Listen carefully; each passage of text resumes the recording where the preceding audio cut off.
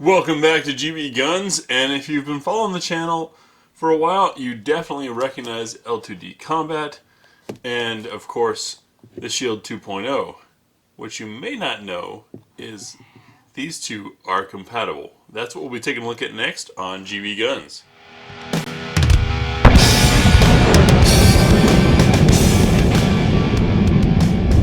So this is what was in the box. L2D is now doing barrels for the shields, original and 2.0. As you can see, it of course has plenty of stylistic features, but I want to take a look at how it fits in the gun and compare it with the factory barrel. So this is going to be a rather difficult comparison to do because everything is so small on these little guys. But just in looking at it right off the bat, one thing that I noticed was quite different was the profile on top here of how the barrel is going to interact with the slide. The factory barrel has a continuous single ramp, whereas the L2D has a bit of a step here. Looking at the front for the locking surfaces, they appear to be about the same, as does the profile underneath. So these aren't as radically different as L2D's Glock barrels, which are a very notable, obvious improvement over factory. On the underside,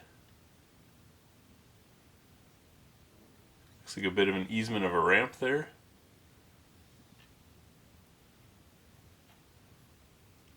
Let's see how the chamber fit works.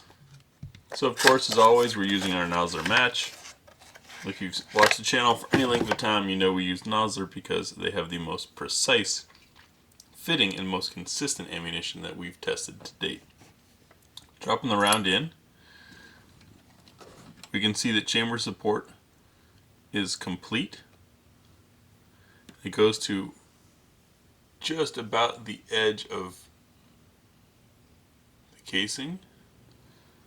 For comparison's sake, let's look at the factory barrel.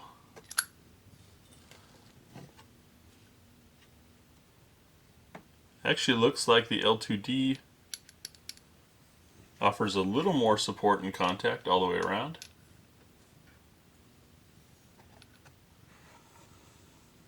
Next, of course, will be to get this out to the range and see how it shoots.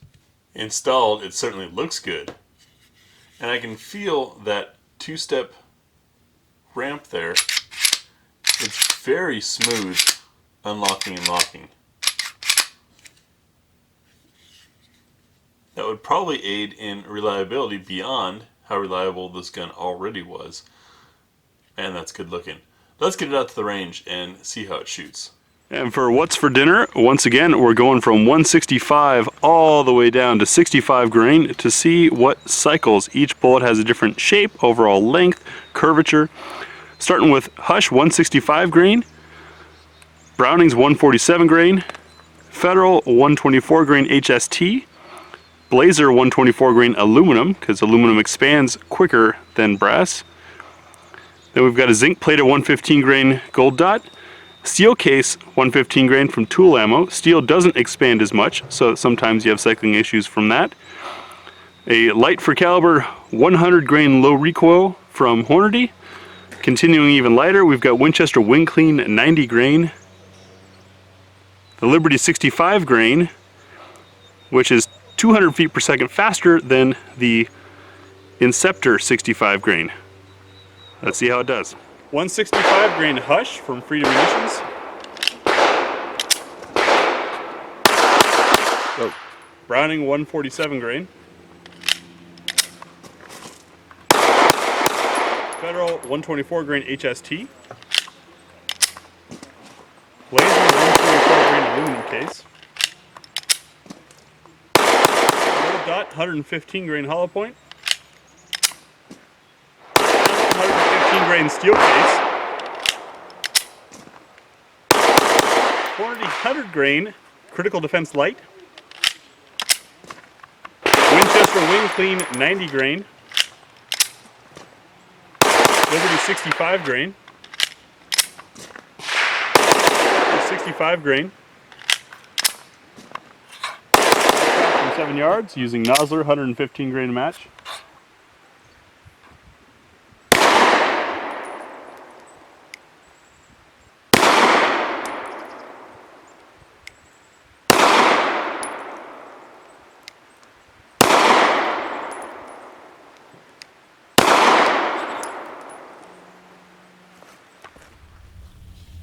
So, how did the L2D barrel fare in the Shield 2.0?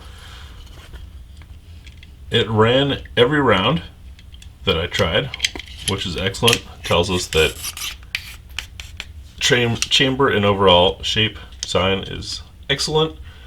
We saw that it does make for nice smooth cycling thanks to that ramped hood design. Accuracy. Now, I had trouble with this gun out of the box, factory new with the factory barrel. I probably could do better than I did in that grouping I shot with this barrel. However, the Shield just doesn't fit my hand quite that well, so I've never really shot that well with it. So I can't blame the barrel for that. I'm pretty sure I could shoot better, give it another try, but as an aesthetic upgrade as well as potential functional upgrade, gotta say, pretty cool. Once again, L2D doing something different. I know there are other aftermarket barrels out there now. I gotta tell you that I've had this for a few months, so they were pretty early in the game in making aftermarket Shield barrels.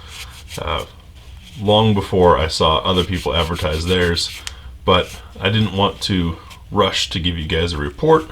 Wanted to spend some time with it, and so that's why the video is coming out after a lot of other companies have had theirs out there. If you have any questions about this barrel, I'd recommend contacting L2D directly. I'll put a link in the video description, as always, because they are continuously improving in updating things. So even some of the features, designs, things of note, like for example some of the finish wore off the barrel, are being constantly changed and updated.